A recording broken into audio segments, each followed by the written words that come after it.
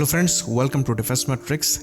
तो Gunners Day के दिन यानी कि पिछले Monday lieutenant general T K. Chawla ने, जो कि डायरेक्टर जनरल आर्टिलरी हैं इंडियन आर्मी के, उन्होंने कुछ इश्यूज डिस्कस किए एडवांस टोर्ड आर्टिलरी गन सिस्टम यानी कि ATAGS और धनुष को लेकर। और खाली उन्होंने इश्यूज ही नहीं डिस्कस किए, उन्होंने ये भी डिस्कस किया कि इंडिजिनस मैन्युफैक्चरिंग की कितनी इंपॉर्टेंस है। तो जैसा कि हम जानते हैं, ATAGS जिसको डिज़ाइन किया गया है DRDO के द्वारा और डेवलप किया जा रहा है भारत फोर्ज और टाटा पावर SED के द्वारा, इसमें लेफ्टिनेंट जनरल चावला ने ये बात कही कि काफ़ी हैंड होल्डिंग करनी पड़ रही है आर्मी को ATAGS और धनुष प्रोग्राम को लेकर। तो उन्होंने कहा कि डिस्कशन OFB से भी चल रहा था, जो कि आज ख़त्म हो गई है, साथ में DRDO के साथ भी चल रहा था, जिसमें म्यूचुअली जो रिक्वायरमेंट्स है उस पर अग्रीमेंट आया है। तो लेफ्टिनेंट चावला ने इस बात पर जोर दिया कि आर्मी चाहती है कि दोनों प्रोग्राम सक्सीड करें। उन्होंने यहाँ तक कहा कि हम इस सक्सेस के पार्ट होंगे और एक बड़ा एडवांटेज मिलेगा अगर इंडिजिनस टेक्नोलॉजी इंडिया में ही डेवलप होती है। तो ATAGS के लेट इंडक्शन या फिर ऑर्डर ना देने पर उन्होंने ये बात कही कि कुछ ऐसे पैरामीटर्स हैं जिसमें समर ट्रायल्स के दौरान ATAGS फेल हो गई थी, तो कुछ मॉडिफिकेशन करने पड़ेंगे, जिस पर बातचीत जो है वो चल रही है। साथ ही साथ उन्होंने ये बात भी कही कि कुछ इंपॉर्टेंट पैरामीटर्स अचीव भी किए गए थे, तो ये पार्शियल सक्सेस था। तो यहाँ पर इम्प्रूवमेंट की गुंजाइश है फायरिंग और नॉन फायरिंग पैरामीटर्स दोनों में। साथ ही साथ उन्होंने ये बात भी कही कि ATAGS के इंडक्शन की जो टाइमलाइन है उसको अभी बताया नहीं जा सकता, क्योंकि अभी भी काफ़ी काम होना बाकी है। तो उन्होंने इस बात पर जोर दिया कि हम एक रोबस्ट गन, रिलायबल गन चाहते हैं जो कि एक्यूरेटली फायर कर सके और काफ़ी ज़्यादा रिलायबल हो। इसी ऑब्जेक्टिव पर काम किया जा रहा है और DRDO के साथ बातचीत चल रही है कि ATAGS को वो गन बनाया जाए।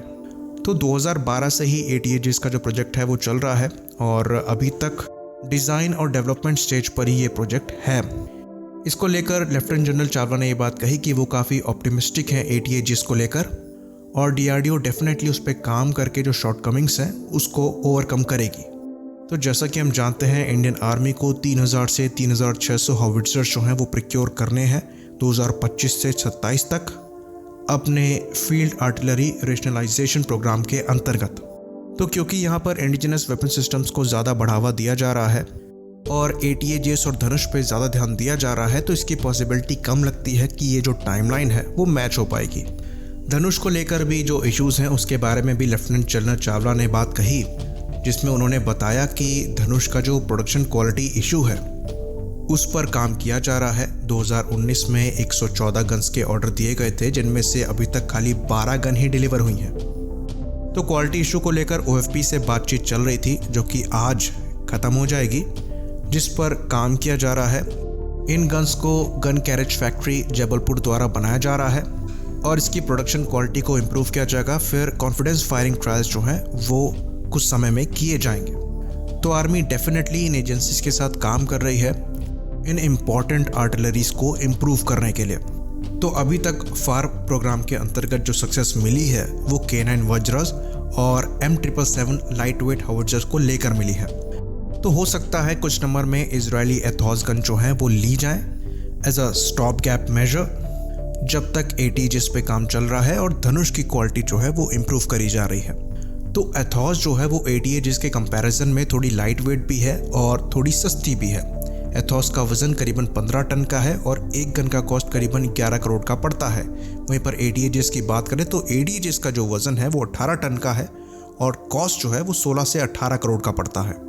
तो आर्मी करीबन 400 के नंबर में इन गन्स को एमरजेंसी प्रोक्योरमेंट के अंतर्गत लेने वाली थी, पर ATAGS की वजह से इन पर रोक लगी थी।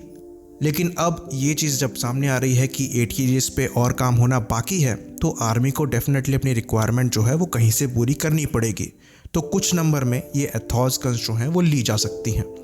बाकी कई जगह पर ऐसे आर्टिकल्स लिखे जा रहे हैं जहां पर आर्मी को ब्लेम किया जा रहा है कि वो नहीं चाहते इंडिजिनस गन को लेना, पर ऐसा बिल्कुल नहीं है। लेफ्टिनेंट जनरल चावला ने ये बात कही कि अगर इंडिजिनस गन सक्सीड करती हैं तो इसमें आर्मी की भी सक्सेस है और वो उनकी सक्सेस के पार्ट हैं। तो वो चाहते हैं कि इंडिजिनस गन्स जो हैं वो सक्सीड करें और आर्मी उन्हें यूज़ करे। तो ये देखने वाली बात होगी कि ATAGS कब तक सर्विस में आती है और कब तक वो आर्मी के रिक्वायरमेंट्स को सेटिस्फाई करती है। इसी बात पर हम इस वीडियो को ख़त्म करेंगे। लाइक करिए, सब्सक्राइब करिए। जय हिंद।